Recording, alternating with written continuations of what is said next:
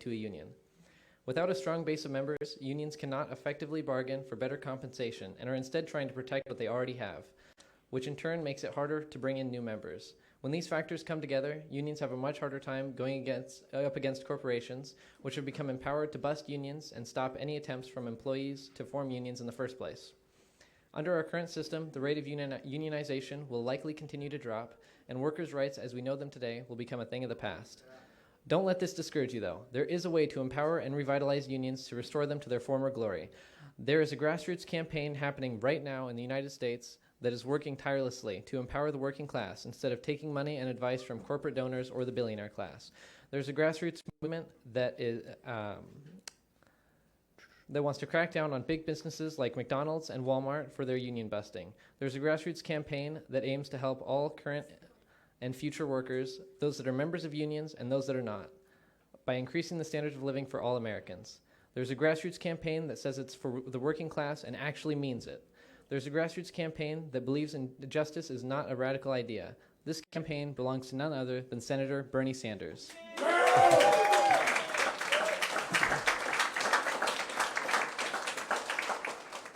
Bernie has proposed a 21st century economic bill of rights, which would recognize that all Americans deserve a decent job, a living wage, access to quality health care, access to education, and access to affordable housing. He understands that real change comes from mass movements, not from the heads of corporations, lobbyists, or individual politicians. It is time for us as union workers and as Americans to stand up for our rights, and those rights should include being able to freely unionize, to be able to get a living wage from any full-time job, and to be able to live in houses that we can raise our children in. We need to finish what FDR started when he proposed Social Security, Medicare, and the Works Progress Administration, which put millions of unemployed people to work by building and maintaining infrastructure like roads and public buildings. FDR was demonized by Democrats and Republicans alike when he introduced the New Deal, but he stood up for what was right instead of adhering to party lines. Senator Bernie Sanders is picking up FDR's mantle and is calling for a fair deal for all Americans. We have the power to expand workers' rights by rewriting the narrative about unions, forming new unions, and encouraging solidarity among the working class. But we can't do it alone. In order to enact the change we wish to see, we need to form a mass movement. We need to stand up for bold, progressive ideas that will not only reshape the economy, but also the life of every American worker. We need to join Bernie Sanders and the largest grassroots campaign in history to ensure that no American should live in poverty due to starvation wages. Thank you.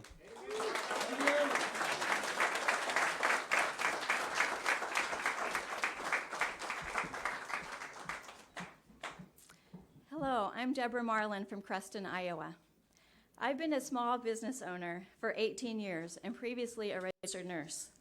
I know the healthcare system from many different angles. I've seen firsthand how it has failed so many in my community and bankrupted many others. I'm here for my fellow Iowans, my brother, and my good friend, Michael Padavina. Healthcare is a human right. It is also an economic right. Here are a few examples of why I believe that. The chief of police in a small town here in southwest Iowa had to delay his retirement approximately 6 years and take a loan out for $35,000 to get an urgent dental procedure done.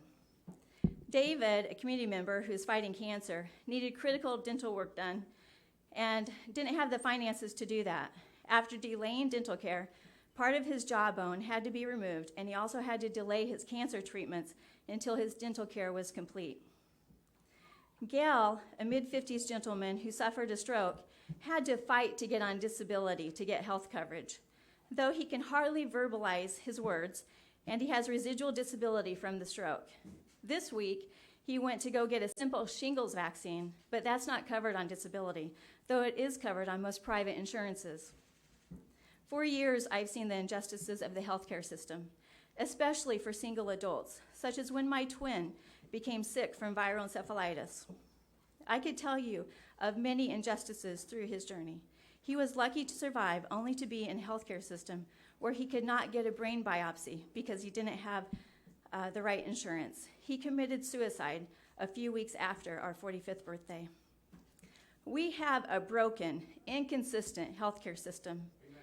It's a system that works for the rich and well-connected, and a system that falls short for the poor, undocumented, and folks in the LGBTQ spectrum. Healthcare is an economic right and a human right, where a person should not need to depend on their work, their marital status, age, or economic status to maintain quality health coverage. Here in rural Iowa, people are silently suffering while being economically disadvantaged and left behind. More than 50% of the kids in our community are on free and reduced lunch shamed because their families are too poor to feed them. Families are living in inadequate housing, struggling to keep a roof over their heads. They are so poor at times they can't even afford to move away for opportunities. According to news reports, Iowa's economy is booming, but for whom? I don't see the wealth reflected in my community. One young family I know, parents who work full-time, they work opposite shifts to care for their 2 young children. They have a roof over their heads and food to eat, but for years, each of the parents have made a weekly trip to donate plasma for disposable income. Go stand and talk with those in the food pantry line, like my mother did the other day when she was volunteering. It is very enlightening to hear their life stories. There is a reason why they're in line, and it's not because they're lazy. It's time Iowa Nice turns into Iowa Right. We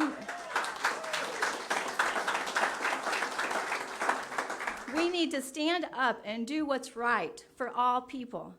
No one should profit from the pain and sickness of others.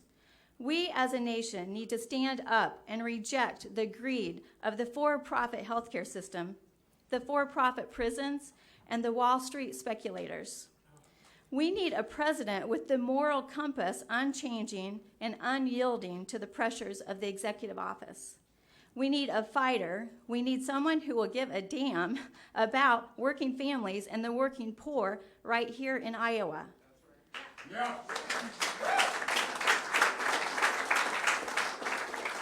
I support Senator Bernie Sanders because he gives a damn about people like us. Yeah.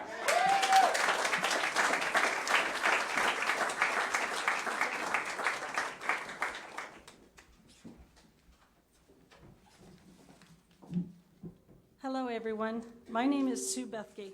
I'm an unemployed IT worker and an Iowan. My first husband, Tom, and I moved to a farm in northeast Nebraska after I graduated from college with a bachelor's of education degree. Together, we cultivated corn, soybeans, oats, and hay, along with a farrow-to-finish livestock operation. To help supplement our family income, I did substitute teaching whenever I could. The farm crisis in the 1980s put a lot of stress on families all across the country, especially families like mine here in the heartland. High interest rates, falling land values, and low commodity prices forced us both to jobs outside of the farm. I went to work at a group home for adults with developmental disabilities, and Tom went to work for a locally owned grain bin construction company where he was eventually killed on the job due to the building collapsing while he was in the trench.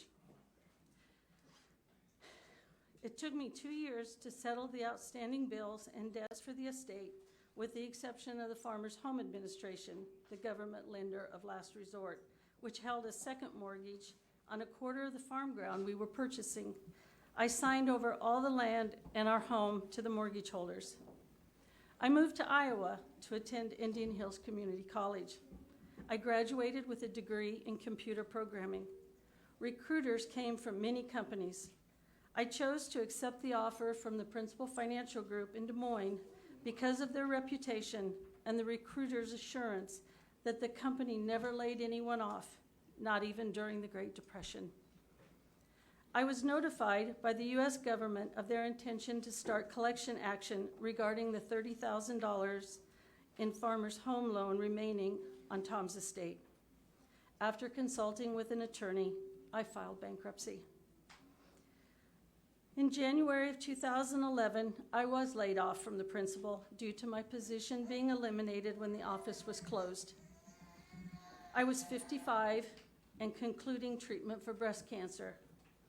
I was old, I was sick, and I was expensive. Since the layoff, I found sporadic work, usually in contracting roles, at the company that laid me off. My husband works at Walmart for $11.50 an hour. We have our health insurance through his work, where we have a $6,000 family deductible and a $13,000 out-of-pocket maximum for our family. I've worked hard my entire life as a farmer, school teacher, IT professional, and now as a contractor. The economy has been booming, but working class people like me and millions of others across the country and Iowa have been left behind. We want a fair deal.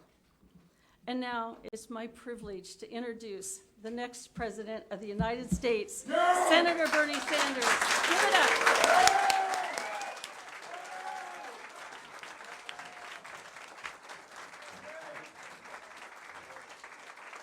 Thank you very much.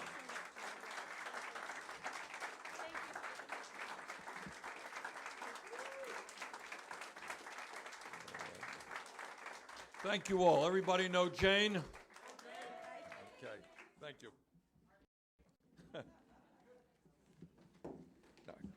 Hold on to that, that's okay. It is a pleasure to be with you today.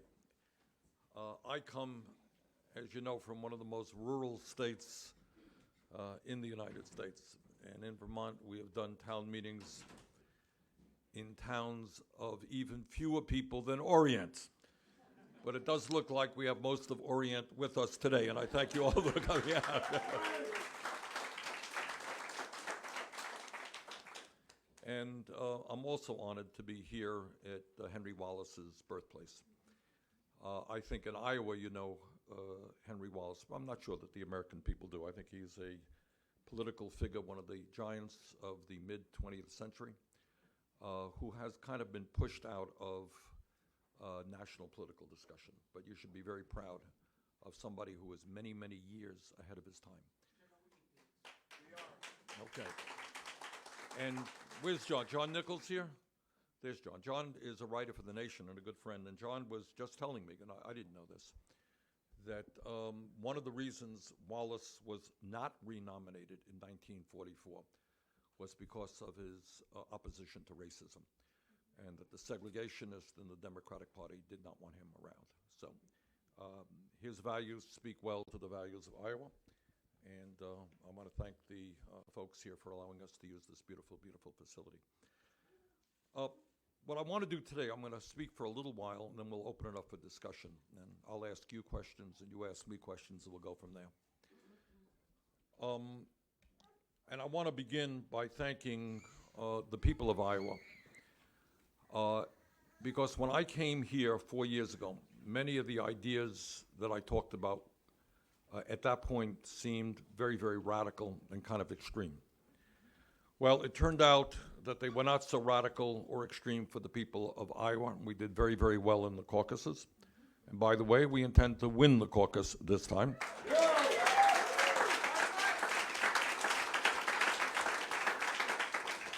But the ideas that we brought forth, which 4 years ago seemed radical today, are kind of mainstream, aren't they? So 4 years ago, we came here and we said, you know what? If you work 40 hours a week in America, you should not be living in poverty. Not such a radical idea. And we talked about raising the minimum wage to at least $15 an hour and making sure that workers who wanted to join a union would be able to do so. Well, 4 years have come and gone, and that radical and extreme idea has now been adopted by 7 states in this country. And as you know, a few weeks ago, the U.S. House of Representatives voted to raise that minimum wage $15 an hour.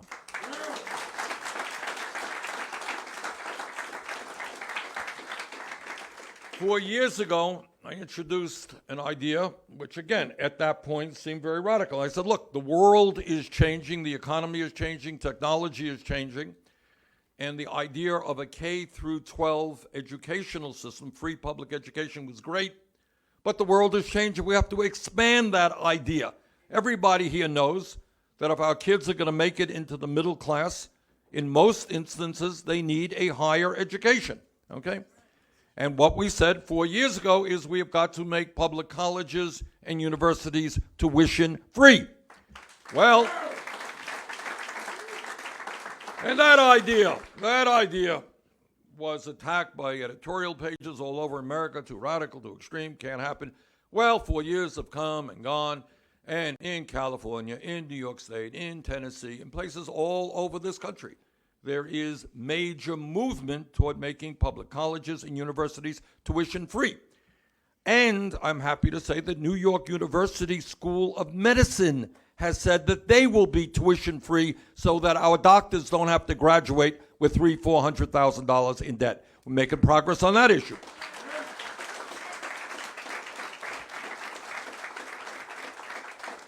Four years ago, I said there is something absurd that we are punishing the young people of this country who we told to go out and get a higher education, and now they're ending up with $50,000, $100,000 in student debt, and that we have to deal with that issue.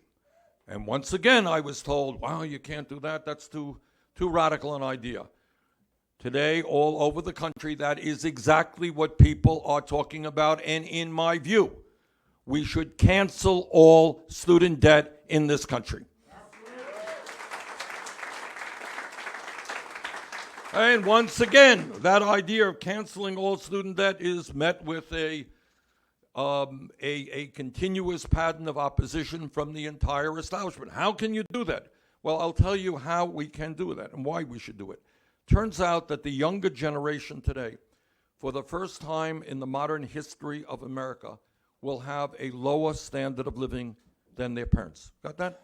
See, here we are in the so-called booming economy, but our kids leaving school deeply in debt. They're going out and getting jobs that in real dollars pay less than what their parents earn. They can't buy a home. They can't afford to have kids in some instances. So I think it is appropriate to cancel all student debt, and we pay for that by imposing a modest tax on Wall Street speculation.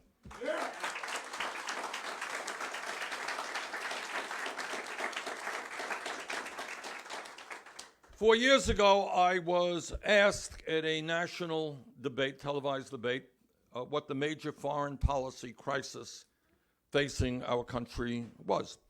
And I think the moderator expected me to say, well, it's Al-Qaeda, it's ISIS, and those would be reasonable answers. But what I said is that the major national security crisis we face is climate change. And people thought that was a pretty crazy idea. Well, they're not laughing at that answer anymore because, as you know, the scientists have told us that we need to act very, very aggressively, or else some terrible things are going to happen in our country and around the world. So my point is I want to thank all of you because Iowa was the first state and is the first state to vote in the caucus or primary process. And we brought those ideas to Iowa, and you told the world that these ideas were not radical ideas, were not un-American ideas, but were exactly what we need for this country. So I want to thank all of you for your support for those ideas and my candidacy.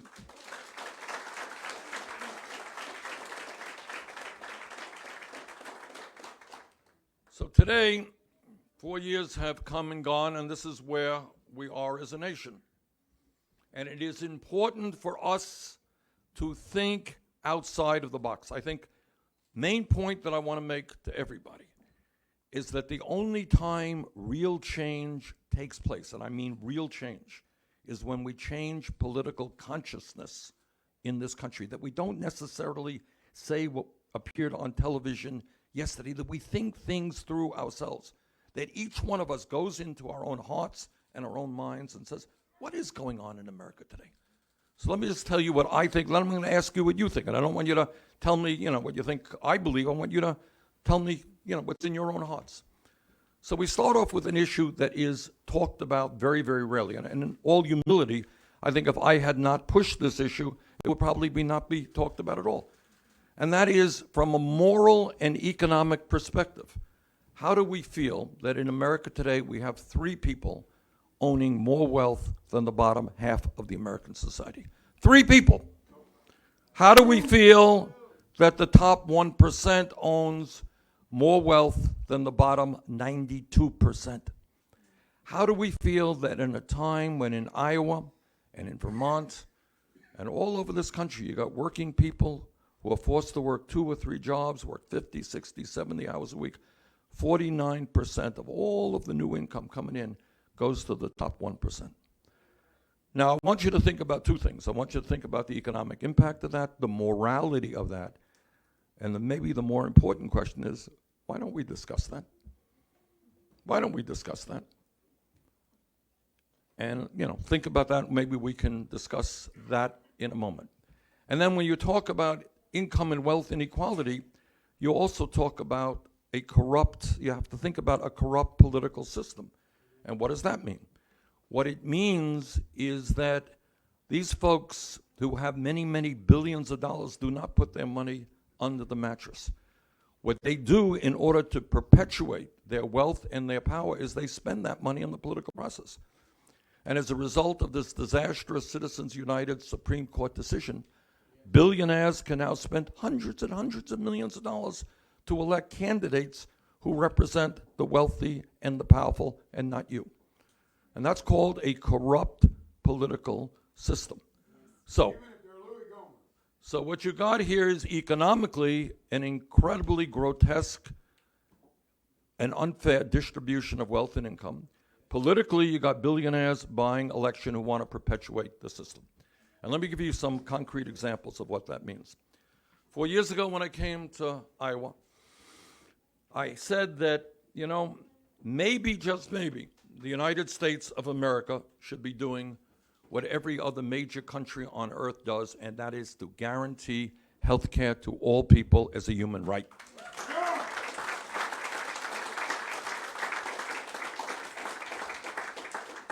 And people said, oh no, the American people will never go for that. It's a terrible idea, and they give you 50 different reasons why it was not a good idea.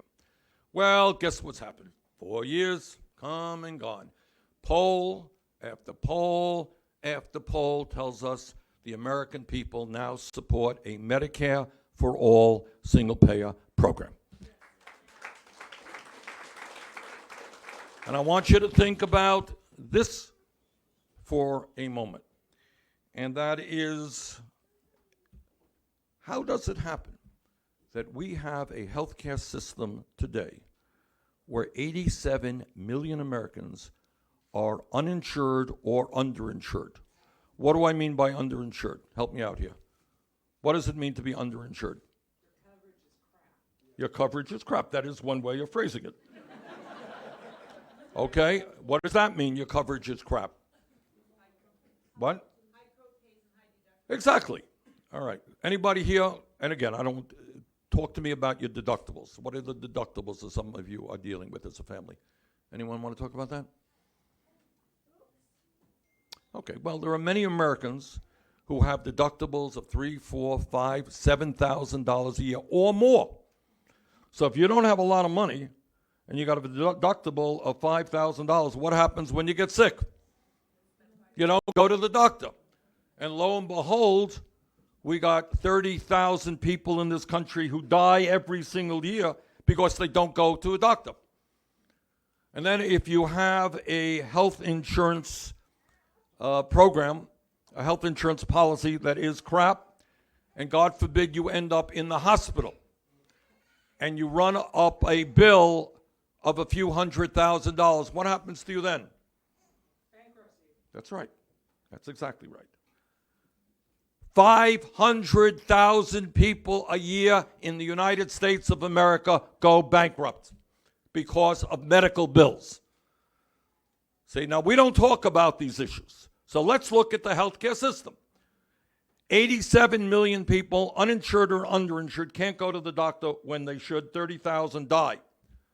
People end up in the hospital with large medical bills. 500,000 people go bankrupt.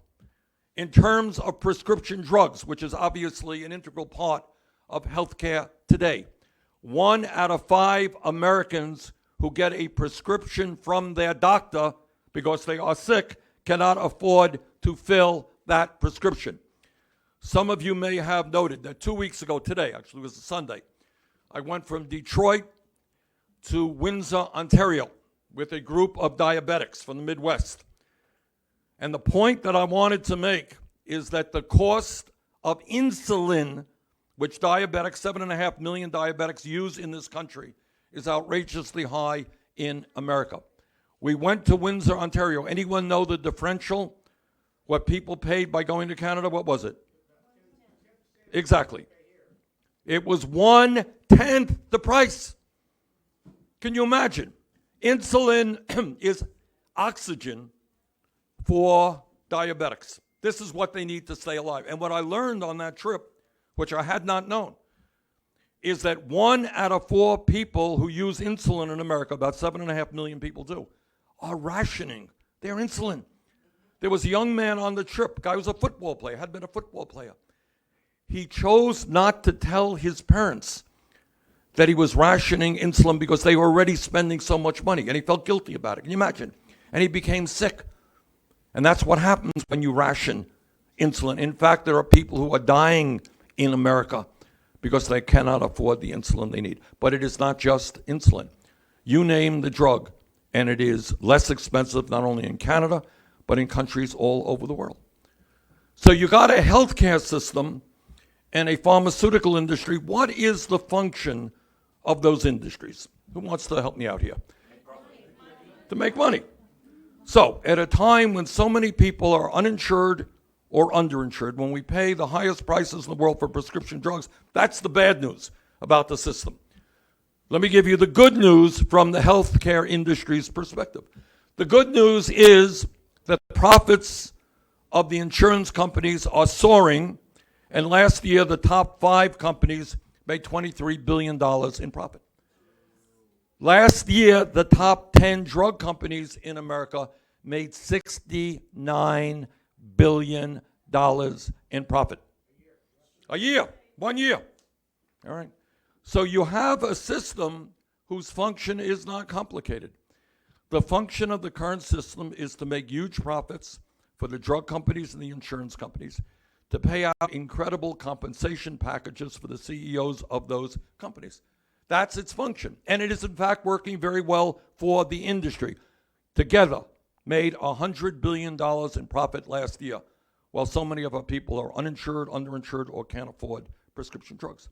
And the American people are catching on. And more, poll after poll shows that the American people now want us to move to a Medicare for all single-payer program.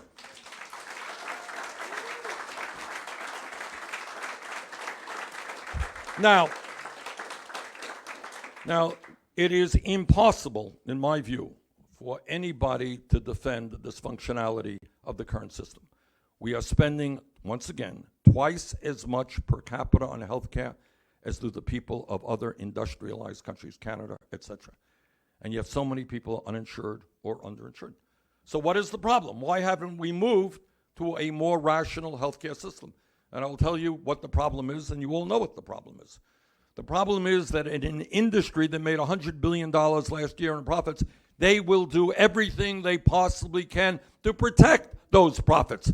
They will spend, mark my words, hundreds of millions of dollars in lies and distortions and personal attacks against me and other folks who are supporting single payer to do everything they can to make sure we do not move to Medicare for all. That's what we're up against. So this is not a debate about health care, because nobody can defend the current system. This is a question about whether we have the willingness to take on the incredible power of the insurance companies and the drug companies. And the good news is the American people are prepared to take them on. And no matter how much money they spend, no matter how many lies they tell, we will pass a Medicare for all single-payer program.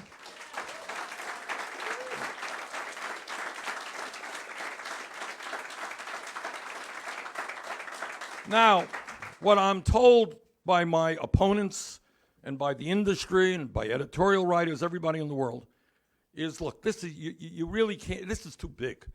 You know, it's going to be convulsive to the system. People love their private health insurance. All of you love your private health insurance? No. I don't think you do.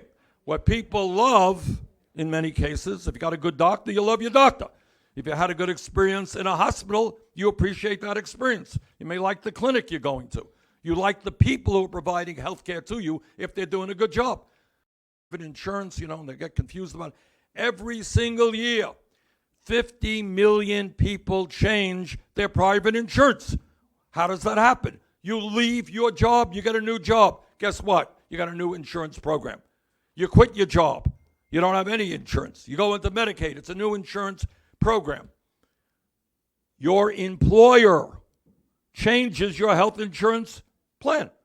All right? Anybody work for an employee who said, oh, by the way, we got a better deal over here. We're changing our health insurance program. And one of the problems there is that sometimes the doctors that you want to go to may not be in the new network, insurance network that you are taken into. So let me be very clear and lay out what Medicare for All means. Number one, under Medicare for All, everybody has freedom of choice regarding the doctor, the hospital that you go to. Number two, we are going to expand Medicare benefits because right now, Medicare is a strong program. It is the most popular health care program in America, but it has problems.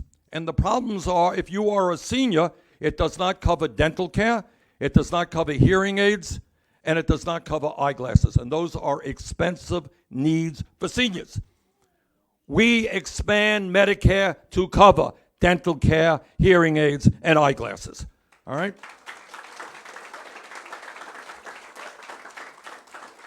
Now, I'm told, well, this transition will be so complicated, so difficult, so disruptive of American healthcare. That is nonsense. Now, I want you all to remember that back in 1965, under Lyndon Johnson and a Democratic Congress, they did the right thing. They passed Medicare and they passed Medicaid.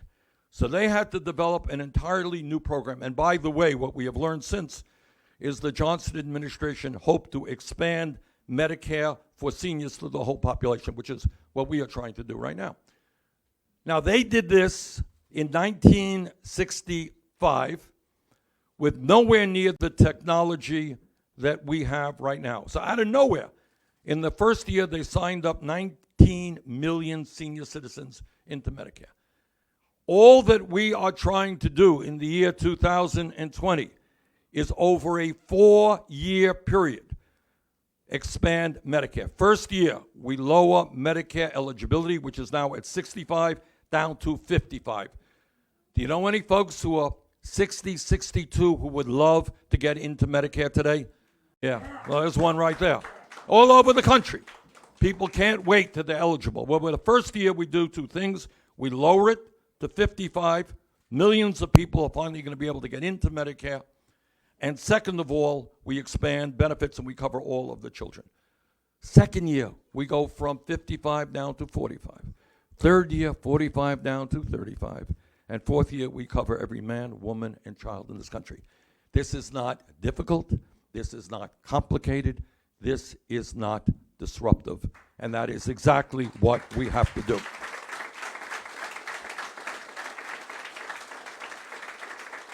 And now there's another lie and distortion that is thrown at us. They say, well, it's going to be so expensive. So let's deal with that for a moment. Right now, as I mentioned earlier, we spend twice as much per capita on healthcare. We're almost spending about $11,000 per person. Family of 4, husband, wife, 2 kids, they're spending, the cost of their healthcare is $28,000 a year. Can you believe that?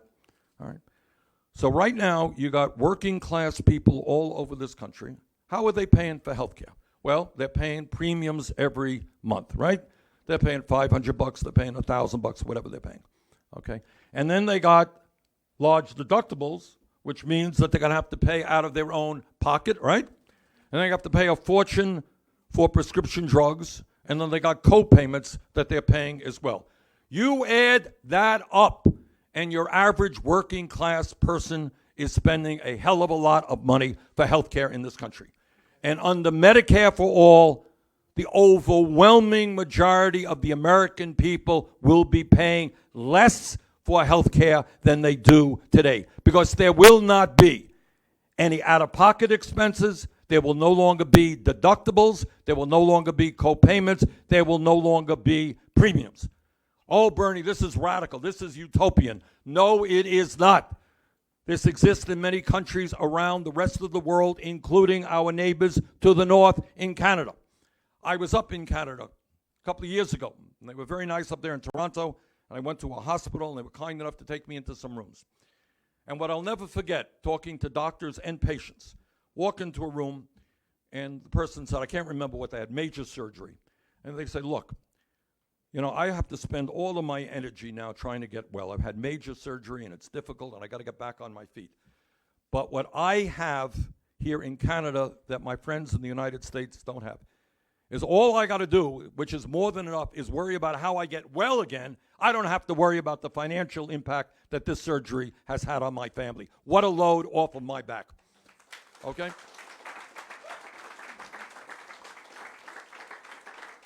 And I talked to the doctors up there, and they said, look, we provide the health care that our patients need, not what the insurance companies will allow us to provide. And by the way, there is a reason why so many doctors and nurses now support Medicare for all, and that is because they are sick and tired of having listened and to fight with the insurance companies as to what they can do for their patients. They want to practice the best medicine they can for their patients, not argue with insurance companies. And you got a lot of doctors who are getting very frustrated about that whole process.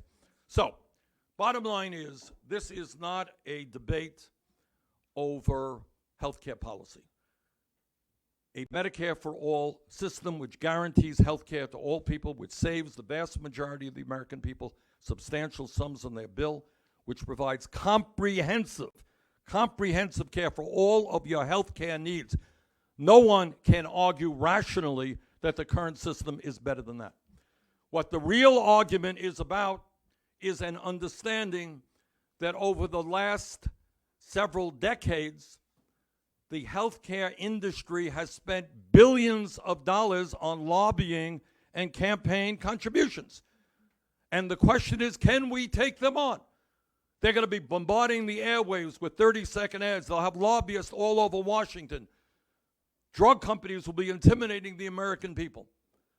And I think at the end of the day, that is the struggle, and it is a struggle that if we stand together, we can win, and we must win. Now, you know, we have talked about great struggles in this country over the last 100 years.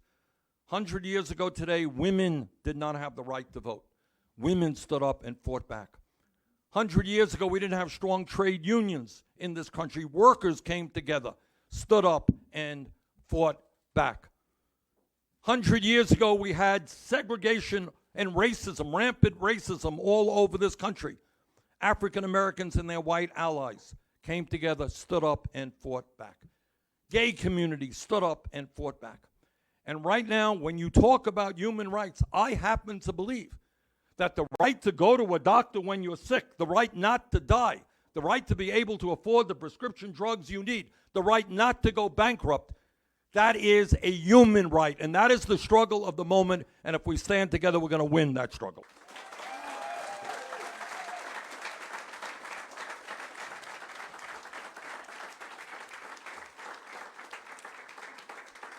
Okay, there are a lot of issues, other issues out there, and I don't want to go on forever, but what I want to do now is I want to ask you a question, and then you'll ask me questions. And the question that I want to ask you is a question, you know, you don't see discussed on TV, and that's a whole other issue, what you see on TV and what you don't see on TV. But in your perception, not my words, tell me what you think. What's going on in Iowa? What is going on in the country? How do we feel about the way we treat our children? How do we feel about the way we treat our elderly? How do we feel about the way we're treating working people? Right now in America, as all of you know, and you heard some of those comments from, you know, Wade and Deborah and Susan who preceded me, half the people in this country are living paycheck to paycheck. You don't know it? And I grew up in a family that lived paycheck to paycheck, so I know a little bit about that. Why does that go on? So let me open it up to you. I want you to tell me what you think Here in Iowa, we can talk about agriculture, we can talk about the economy, we can talk about children, seniors, healthcare, whatever you want. Okay, what do you think? Don't be shy. What's your perception? I know first person is always the bravest. Yes, ma'am, we got a question right there. Just give us your name and tell us what you think. And Barbara and I were together yesterday morning. Yes, we were. And we were looking over the agriculture in the state of Iowa. And one of the things that we talked about was that Iowa is emptying out, rural Iowa is emptying out. We see it in our small towns. We see it with the businesses that were in our small towns. We see it in people having to travel this highway every day to drive 75 miles to work in Des Moines because there are no jobs in the small towns. And as a side note to that, farmers, again, are going through the low commodity prices. We're hit with the tariffs really bad. Mr. Trump said he'd give us money. Everybody says, well, the farmers are getting welfare. Well, let me tell you, this farmer got some welfare. I got 1 cent a bushel for corn. So my $30,000 bin of corn brought me $300 from Mr. Trump, and that bought 1 bag of seed corn. So you can see that those are not ways to keep farmers farming. Insurance doesn't either. It helps, and it kind of keeps you going, but it isn't the answer. And so I wondered... You want a decent price for your product. Right. And so I wondered what your answer was. Okay. I'll get to that. Hang on. I want to deal with that. Barb raised a very important issue, and I want you to know it's not just Iowa. It's Vermont. It is all over rural America. We are seeing counties depopulating. We are seeing kids leaving the communities that they grew up in because there are no decent jobs. We're seeing rural hospitals closing down. So, Barb, stay on that. I'm going to get back to you with some thoughts. But I want to, all right, let's talk about rural America, rural Iowa. What's going on? Barb Wright? Yeah, woman right there. Yes. Stand up. Give us your name. Hi. My name is Catherine Gipple, and I'm from Messina, Iowa. And I'm just thrilled to be here because you're 35 miles away from my house, and it's a real opportunity for me. And I will tell you that unless you experience what it's like to live in Iowa, you won't know that when you're traveling on the highway and it's either dawn or dusk, there are deer that come out of nowhere, and you're in fear for your life that you're going to get in a wreck. And the body shops are busy fixing cars, and what the problem is we have too much deer. We need to bring the wolf back. We need to have a balance of nature here. There are too much corn, not enough trees. We need to save our environment. Okay. It's great to have, I love you for wanting to raise the minimum wage. I mean, I think that's a really strong point. People need to have a decent life, and they shouldn't be working for peanuts. And by the way, the minimum wage here is still what, $7.25 an hour? Right. Yeah. Do we know people, Catherine, who are working for $8, $9 an hour? In my town, there are so many poor people. Who are working? Yes, and it's really hard, and especially where I live, I have to drive 25 miles to the grocery store. Wow. So that's an expense, and Right. it's wear and tear on your car. You have to go to a mechanic. You have to plan a trip to get what you need. There's a little grocery store in my town, which I try to shop there, even though it's more expensive, to keep it open. Okay, let me interrupt you because I want to get to other people as well. All right, Barbara and Catherine, you talk about rural Iowa. And again, this is not just an Iowa issue. Do we have jobs in the area that are now paying people a living wage? Sir, your name, please? My name's Willard Olson, and I live in Greenfield. And first of all, Senator Sanders, thank you so much for coming to the birthplace of one of the most important Iowans in history. Yep. This is really...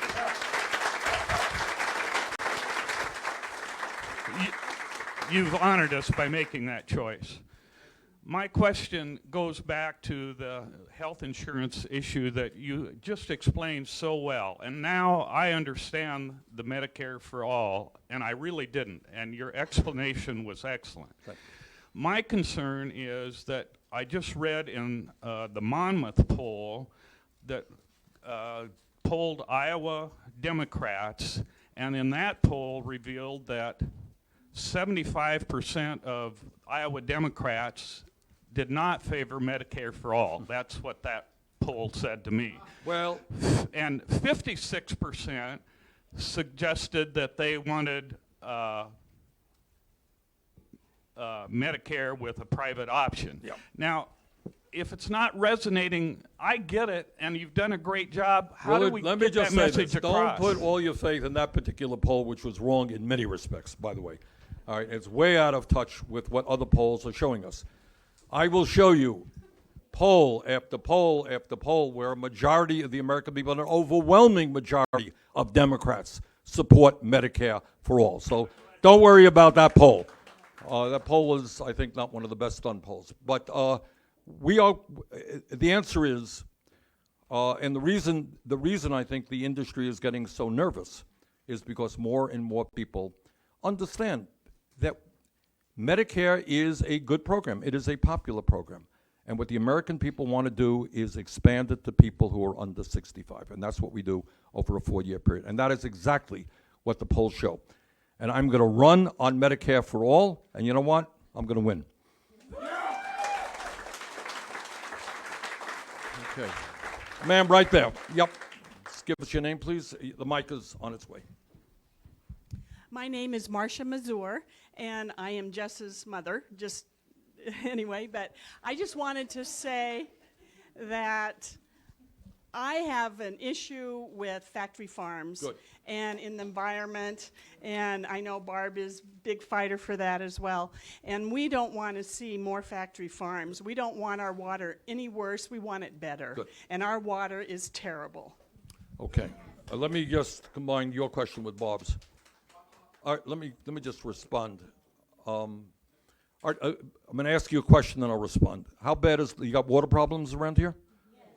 Okay. You can't swim in any of the lakes anymore, and you have algae blooms all the time. Okay, and we think this is from the runoffs of the factory farms?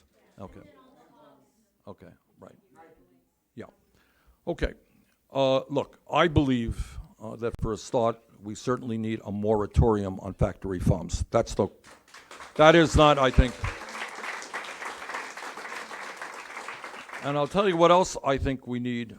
I think we need to give local communities the decision-making power as to whether or not they want these factory farms.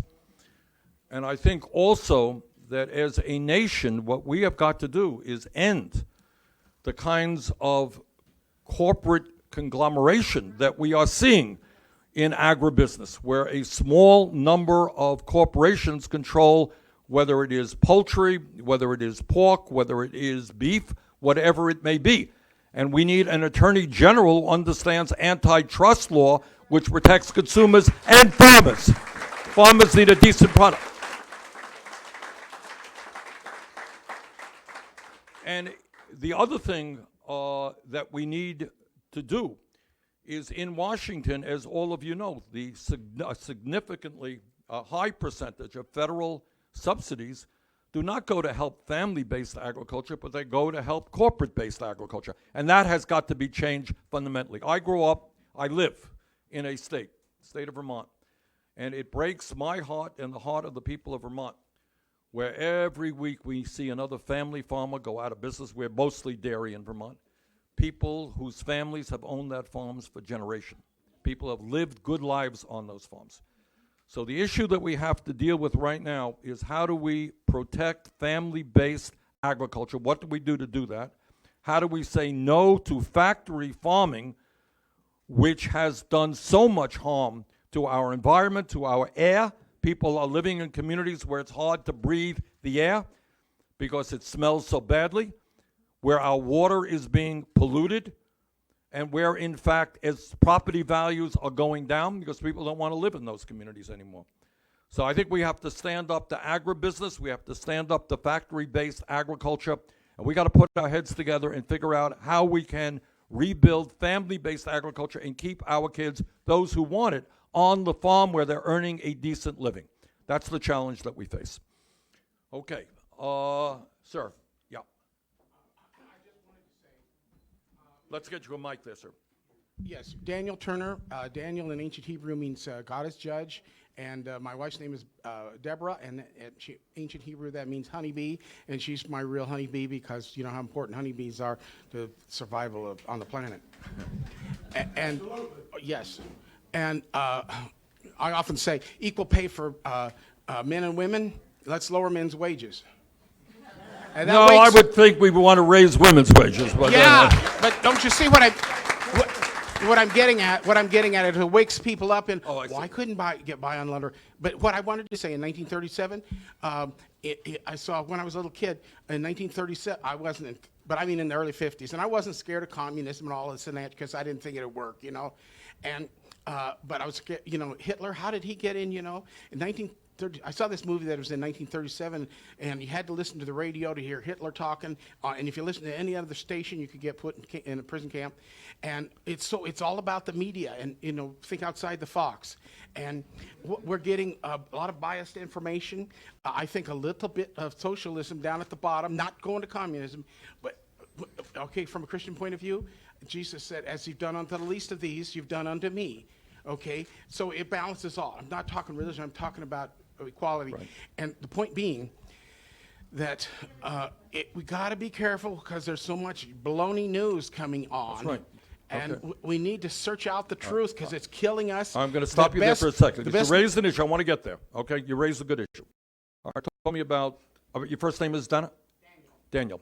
All right, Daniel talks about media. All right, I happen not to agree with Trump that the media is the enemy of the people. That is an outrageous statement. It undermines American democracy, or the media is fake news. But what about the media? What about people have thoughts on it or not? Yeah, ma'am. Hi, Senator Sanders. My name is Kimberly Graham, and I just wanted to say thank you. I'm running for United States Senate to replace Joni Ernst.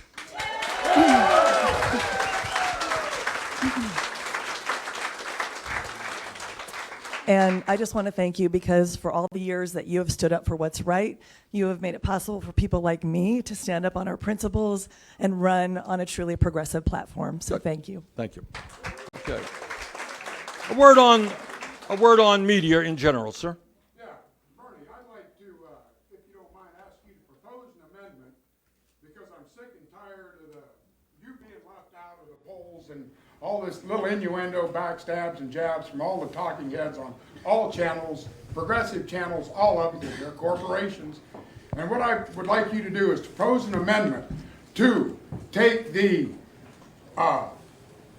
freedom of press away from the private sector back to the government, the United States American People's Government, where it belongs to begin with, so that they cannot manipulate us the way they are doing it now.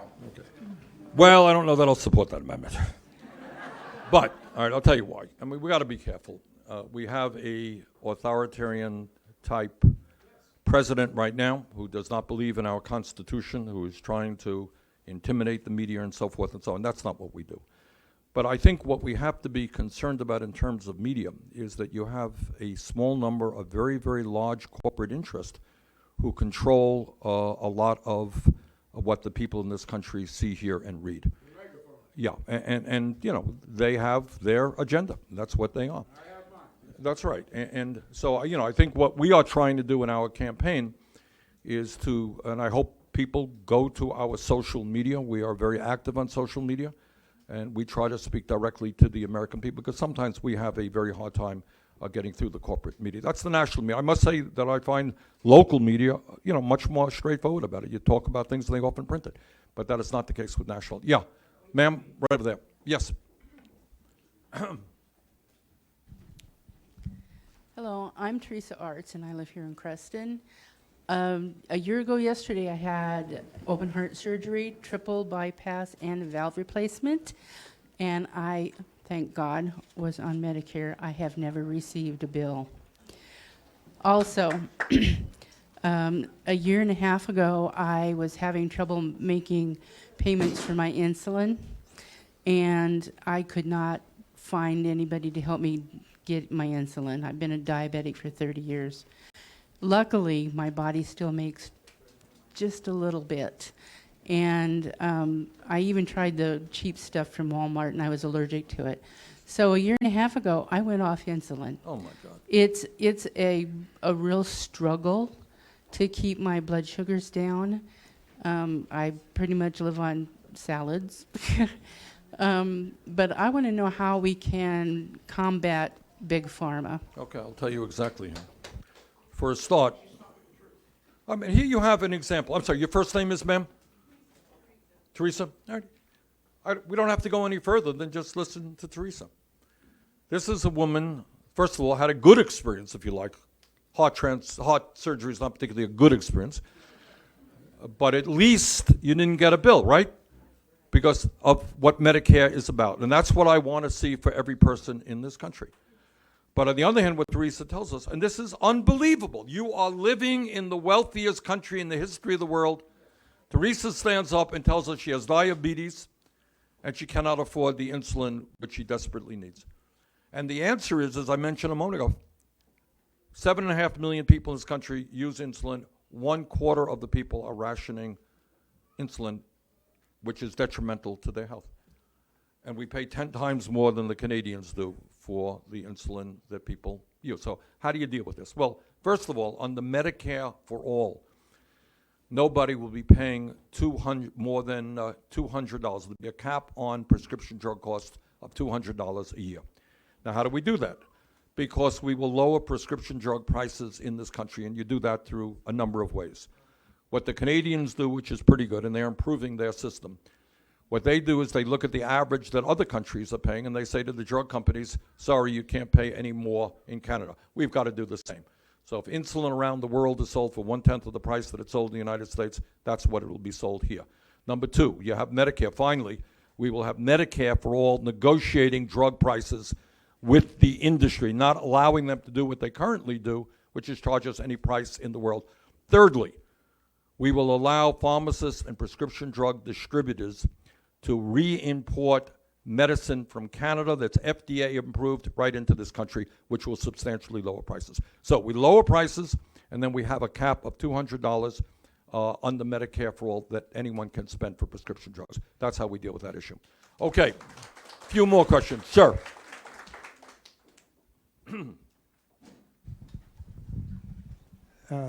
My name is Lenny. Thank you for taking my question, Senator. There are a number of things that keep drug prices up, of which the U.S. government plays a part in that. For example, under the Trade Agreements Act, the Customs and Border Protection decides what's an American product and what is not, and what, for pharmaceutical products, American products come in.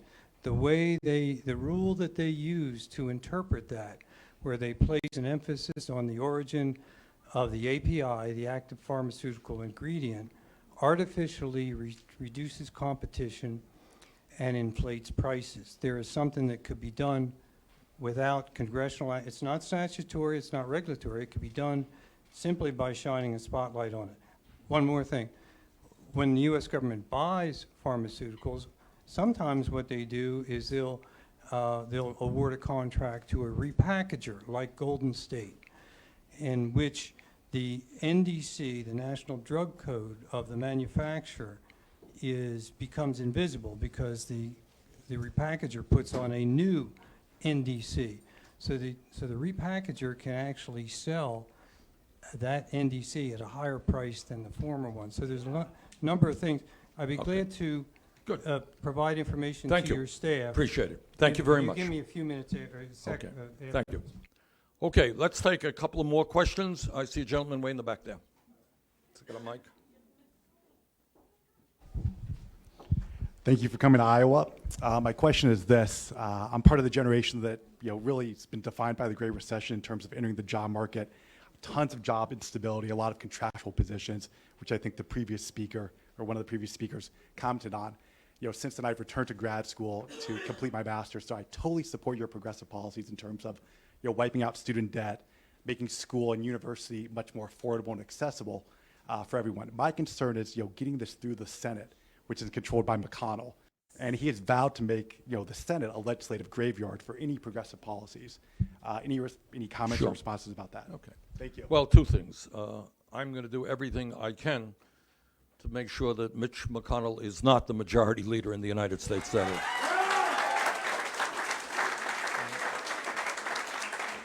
That's number one. And I think we have a shot to do that. I mean, you look at the issues that McConnell is not bringing to the floor, and I'll tell you something that bothers me. when you are the majority leader, you can vote any way you want. If you don't like a piece of legislation, you can vote against it. And you got to go home and explain it to your constituents. But you really don't have the right to deny the American people votes on incredibly important issues. All of you are aware of the terrible, terrible mass killings that we have seen recently in Dayton and El Paso, and we have seen so often in the last couple of years. And the American people do want us to move aggressively forward in what we call common sense gun safety legislation. Overwhelmingly, the American people know we have to expand background checks. People who should not own a gun must not own a gun. American people know we got to do away with the gun show loophole, that we have to do away with the so-called straw man provision where you could walk into a gun store and legally buy guns, then you sell it to criminals. And increasingly, and in my view, correctly, the American people believe we should put a ban on the sale and distribution of assault weapons in this country, which are weapons of military weapons of killing. All right. Now, people may agree, people may not agree, all right? But the point is, this is a crisis in America. Gun safety and mass killings are a real crisis. The American people want that debate. Now, if Mitch McConnell wants to vote for the NRA and against gun safety legislation, he has the right to do that. But he must, and I've urged him to bring the Senate back so we can debate and vote on these issues. Give you another example. You know, Robert Mueller, when he testified, made the point that the Russians, among others, are still trying to sabotage our elections. Now, I don't care what your political position is. I would hope that everybody in America wants to make sure their vote counts, all right? And that you don't have it distorted by people who do not wish us well, in this case, the Russians. So there's common sense legislation out there to work aggressively to prevent Russia and any other country from undermining our democratic elections. Mitch McConnell will not bring that bill up to the floor. The House, as I mentioned a moment ago, voted to raise that minimum wage to $15 an hour. My legislation does that in the Senate. McConnell will not bring that legislation up. So what you got is a senator there who works on behalf of powerful special interests, and he's ignoring the people of his own state and ignoring the working people of this country. And we're going to do our best to make sure that Mr. McConnell does not return to the United States Senate.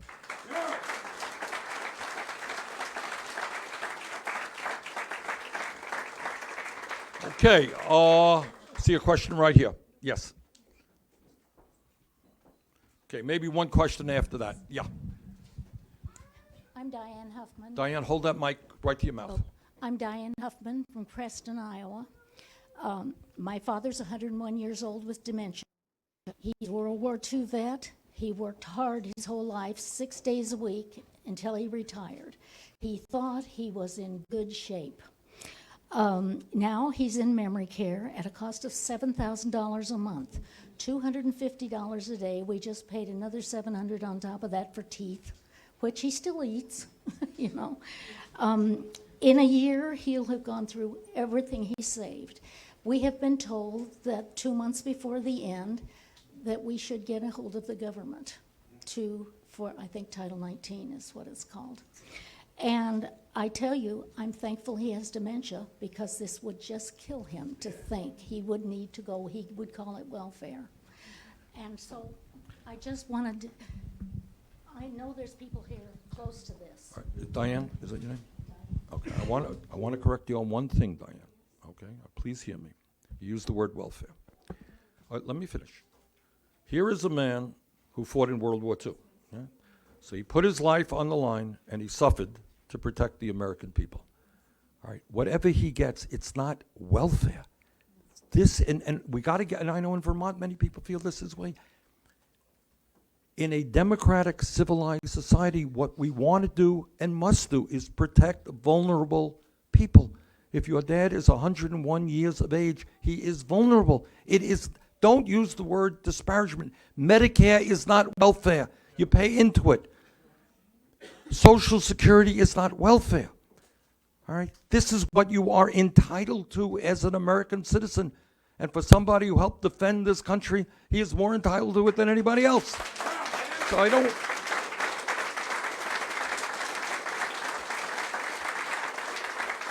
So please do not think that you're taking something that you don't deserve. I'll tell you people who are taking things they don't deserve. When billionaires get huge tax breaks and don't pay a nickel in federal taxes, that's corporate welfare. When Donald Trump himself got huge amounts of federal subsidies for his real estate business, that's welfare. But for ordinary people to get the help they need to live a dignified life, and certainly at the age of 101, you're entitled to that. But I'll tell you, you're touching on something else, though, if I may. And two issues. Number one, and this is certainly not true for every elderly person, but there are a lot of older folks who do not want to go into a nursing home, who would like to stay home, but they need assistance with home health. They need somebody to come to the house and maybe to cook for them, to make the beds, to do what has to be done. Under Medicare for All, by the way, we cover home health visits so that people will be able to stay in the home when they want them.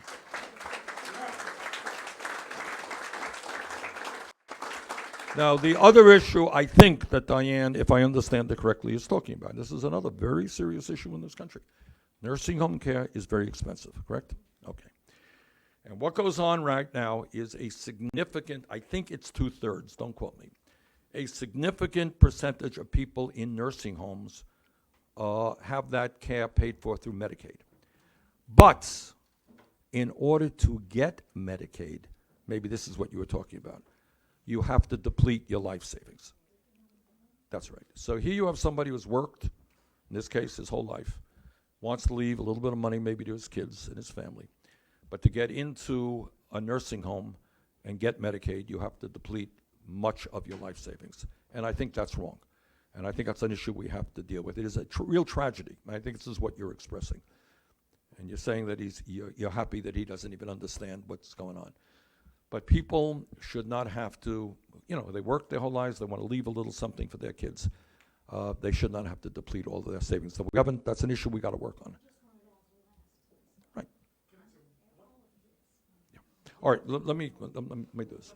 All right, let me get the people. One last question from somebody who hasn't asked the question yet. You got a question right back here? Okay. Thaddeus Hawley, Dare County Chair of the Democratic Party. Okay. I want to thank you, actually. It's because of you in 2016 telling everybody they need to get involved in stuff that I am here now. And, Good. Actually, I'm actually going to be receiving an award this year for Best New Outstanding Democrat in Good. 3rd District. That said, I would like you to speak to how important it is to get involved in your local politics and how anybody can run for office and anybody can be mayor or senator or anything. And just please get involved and reach out to me in Adair County. Thank you. County Democrat? Yes. Okay, good. No. I want to, no, gotta, okay. Let me just, your first name is? Thaddeus. Thaddeus made maybe the most important point of the day. And that is what my Republican colleagues want to see happen is that billionaires are able to continue to buy elections. So they love Mitch McConnell, who you mentioned was one of the prime movers of Citizens United to make it easier for billionaires to buy elections. He loves the idea of the wealthiest people in this country contributing hundreds and hundreds of millions of dollars. And the other thing that they are trying to do is voter suppression. All over the country, they are trying to make it harder for young people, for people of color, to participate in the political process. And we're going to take them on in both sides, both ways, because we believe exactly the opposite. We believe that billionaires should not be able to buy elections. We believe in one person, one vote. And the other thing that we believe, we should make it easier for people to participate in elections, not harder. All right?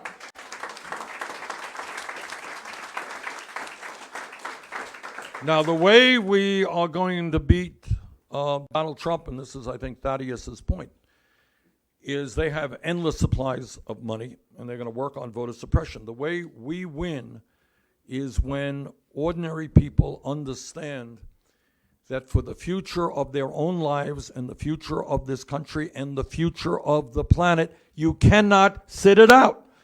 You cannot sit it out. Not for yourselves, more importantly, not for your children and your grandchildren. All right? If we do not take bold and aggressive steps to transform our energy system, the world that our kids and our grandchildren will be growing up in will be increasingly unhealthy and uninhabitable. And we have a moral responsibility not to allow that to happen. All right, but it's not just climate change. It's the very essence of democracy, which Trump is threatening. The antidote to what Trump stands for is for millions and millions of people to get involved in the political process in a way that we have never seen before. Thaddeus mentioned, I'm very proud. In 2016, when I ran, I said to everyone, looked out in the room, you can do it. You can run for office. You can run for, city council. You can run for school board. You can run for Congress. You can do it. Believe me. If you think you don't know enough about the issues that we face, visit with some of my friends in the United States Senate. All right? So, it is just, speak from your heart. And what you don't know, you'll learn.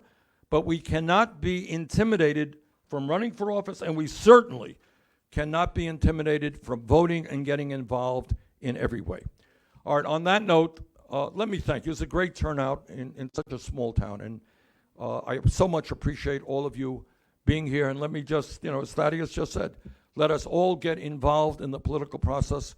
Let us defeat the most dangerous president in the modern history of this country. And then, after we are inaugurated, and I'll invite you to the inauguration, all right, let us go forward and create a nation that is worthy of its people. Thank you all very much.